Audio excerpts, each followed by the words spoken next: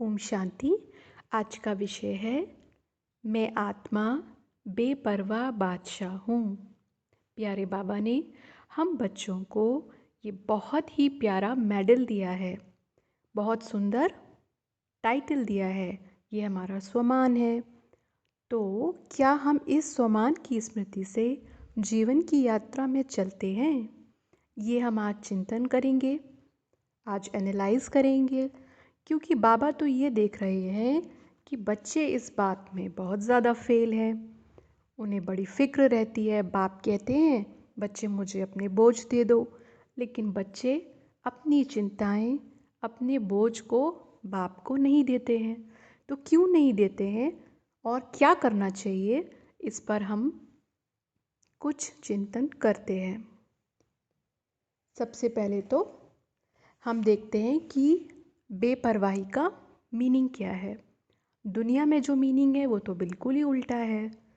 बेपरवाह माने दुनिया में कहते हैं कि जो मनमौजी है, जो केयरलेस है, जिसको कोई फ़िक्र नहीं, जिसको कोई रिस्पॉन्सिबिलिटी का एहसास नहीं, जो मन में आएगा वही करेंगे, किसी के नहीं सुनेंगे, किसी बड़े की बात को नहीं मानेंगे, अपने मन की करेंगे।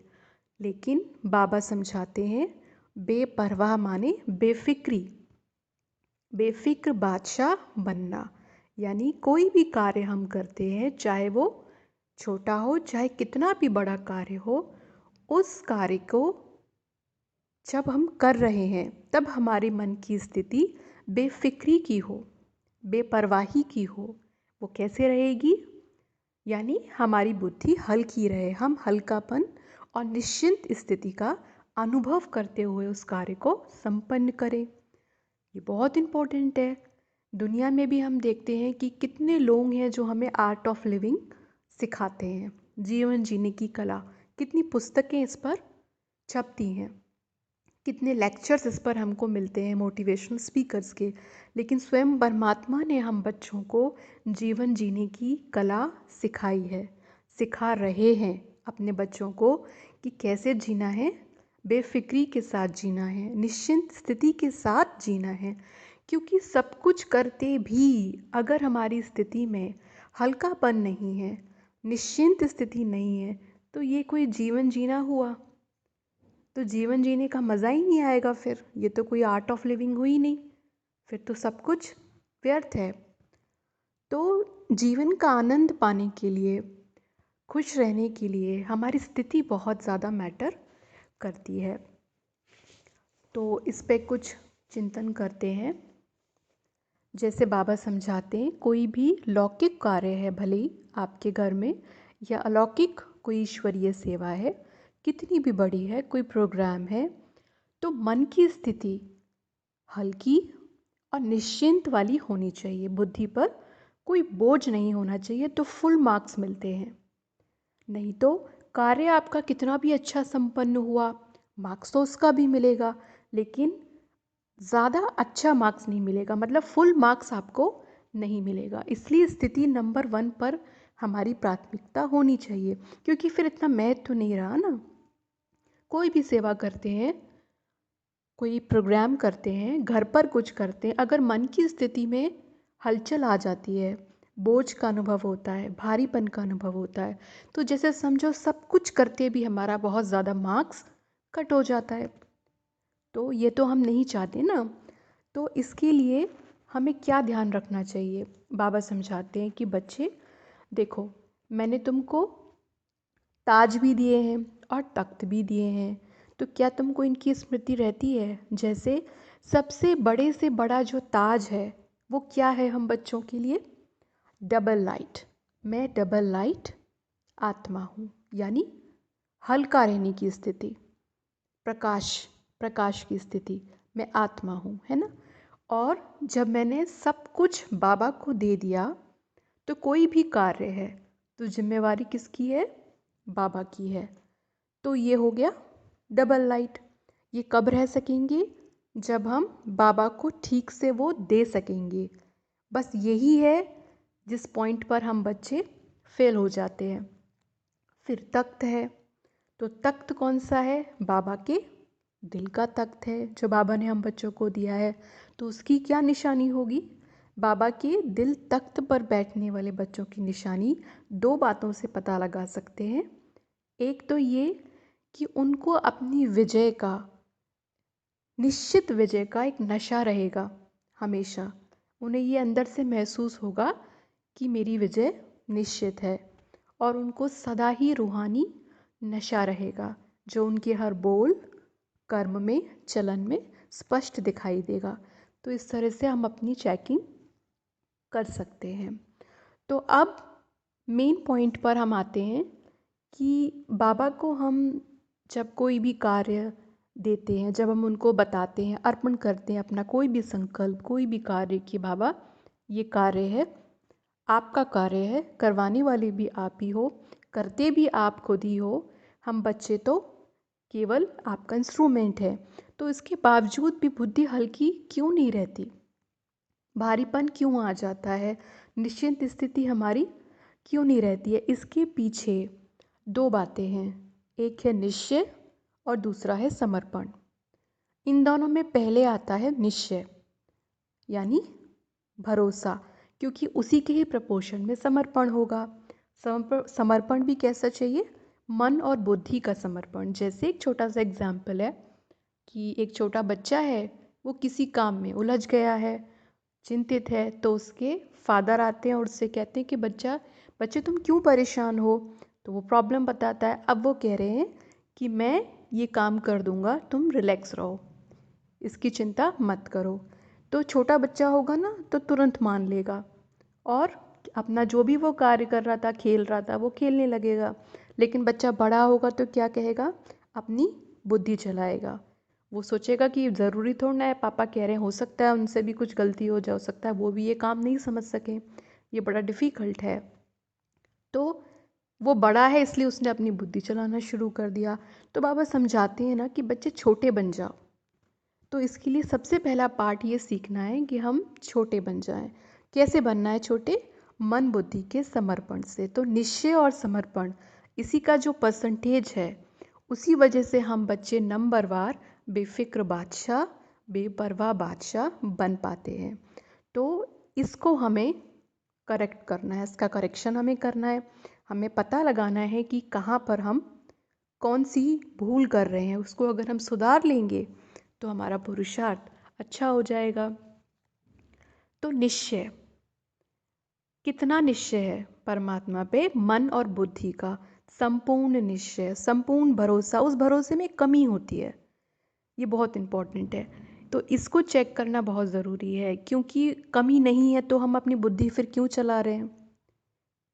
जो बुद्धिमानों की बुद्धि है, जिससे परमात्मा कहा जाता है, जिनसे ऊंच, जिनसे बड़ा, जिनसे श्रेष्ठ संसार में कोई नहीं है, जब उनको हमने दिल से कहा कि आप मेरे बाबा हो, मेरे परम पिता हो, तो और मैं आपका बच्चा हूँ, तो फिर हम ज़रूर, या तो हम अगर अपने आप को उनसे ज़्यादा बुद्धिमान समझ रहे हैं तो ये भी सोचने की बात है, या फिर बुद्धि चलाने का संस्कार हमको फिर है तो क्यों है? निश्चय में कमी है ना, भरोसे में कमी है कि मेरे पिता नहीं कर सकेंगे, कहीं कोई कमी ज़रूर है। तो इसलिए फिर समर्पण में भी कमी है।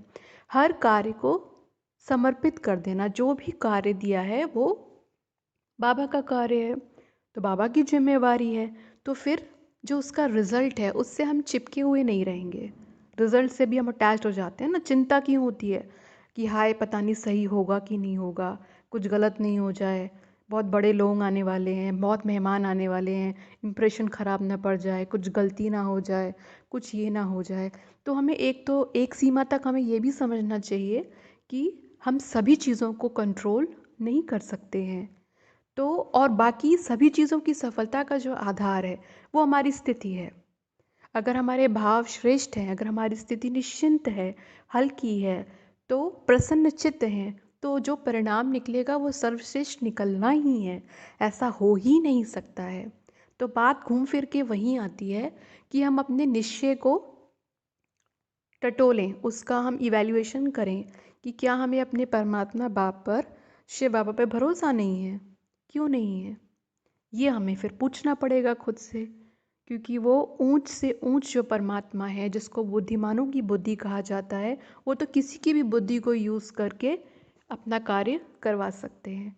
कठपुतली के समान हम बच्चे नाच रहे हैं और नचाने वाला नचा रहा है। तो ये भाव क्यों नहीं आता? क्योंकि देह अभिमान रहता है ना, देह अभिमान का अंश रहता है। बुद्धि का भी एक वो रहता है कि हमारे पास भी तो बुद्धि है, दिमाग लगाने की आदत होती है। तो इसका अर्थ सीधा सीधा ये है कि बुद्धि को समर्पण नहीं किया ना, तो अपनी बुद्धि कहाँ है? बाप से कहा कि बाबा हमें आपसे प्यार है, तो प्यार में समर्पण means what, surrender means what? आपने बुद्धि दे दी ना। जब बुद्धि दे दी तो वो बुद्धि आप चला नहीं सकते। फिर अपना मन क्या होता है? अपना मन तो कोई मन नहीं होता, श्रीमती अपना मन है। मन क्योंकि बाप को दे दिया, तो दे दिया तो एक बार दे दिया।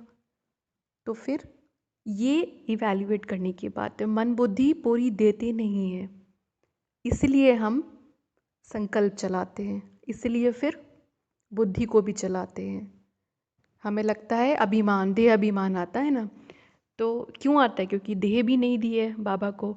तो हमको समझना है कि परमात्मा पे अगर हमें संपूर्ण निश्चय नहीं है, भरोसा नहीं है, या हम उस पर कोई भी बात हो जाती है उस पर क्वेश्चन करते हैं, तो ये इससे सिद्ध होता है कि हमारे प्यार में, हमारे खुद के प्यार में कमी है, हमारी उसके प्रति निष्ठा में कमी है।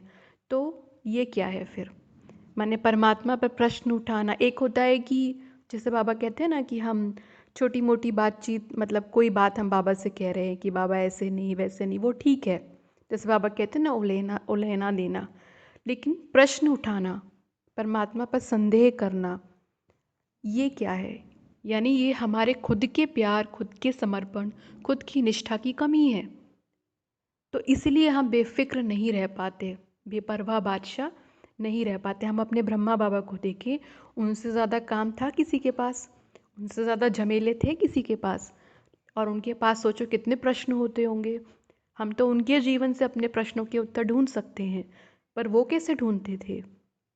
एक बल, एक भरोसा। तो अगर मुझ आत्मा को ये लगता है कि मैं बेपरवाह बादशाह, या जैसे बाबा कहते हैं ना, बेफिक्र बादशाह, अगर मैं इस स्वमान की स्थिति में रहकर जीवन का आनंद नहीं ले पा रही हूँ, तो उसका कारण है चेकिंग करनी है निश्चय और समर्पण की। इनकी परसेंटेज की चेकिंग करनी है। मन बुद्धि को पूरी तरह से बाप को दे देना है, और ये समझना है कि किसी भी बड़े से बड़े कार्य की सफलता का आधार हमारी निश्चिंत स्थिति है। ऐसे थोड़ा ना कि कोई बोझा आ गया। कैसा बोझा? कार्य तो भगवान का है ना, उसको सच्चे मन से या तो हमने अर्पण नहीं किया। कोई भी कार्य हमारे सामने आ रहा है, कोई भी कार्य है, चाहे हमारे लौकिक जीवन का है, बच्चों का है, या हमारी दुकान का है, ऑफिस का है, या हमारी अलौकिक ईश्वरीय सेवाएं हैं, वो हमें पहले सच्चे मन से परमात्मा को समर्पण कर देनी है, अर्पण कर देनी है कि बाबा ये तो आपका काम है। तो मैं कौन हूँ? मैं तो केवल, जैसे समझो आपका एक रिप्रेजेंटेटिव हूँ। आप दिखाई नहीं देते लोगों को, मैं दिखाई देती हूँ, मैं आत्मा। तो मैं तो केवल करने के लिए निमित्त हूँ, और ये मेरा सर्वश्रेष्ठ भाग्य है कि आपने उस कार्य को करने के लिए मुझको चुना है। तो बस मेरा रोल तो इतना ही है ना। तो फिर जब दे दिया तो उस कार्य को फिर संपूर्ण निश्चय से, समर्पण से करना चाहिए। तो कार्य की सफलता स्थिति से होती है, और हम क्या करते हैं? कार्य ठीक नहीं होता, पहले कार्य को ठीक करने में ही सोचते रहते हैं, अपनी मन बुद्धि लगाते रहते हैं, और फिर अपनी स्थिति को खराब कर लेते हैं। तो ये नहीं करना है। तो ये बहुत इम्पॉर्टेंट स्वमान है हमारा, जो बाबा ने हमें दिया है। तो इस पर हम आज चिंतन करें, इवैल्यूएट करें, क्योंकि इस स्थिति के बिना हम जीवन का आनंद नहीं ले सकते हैं। ओम शांति।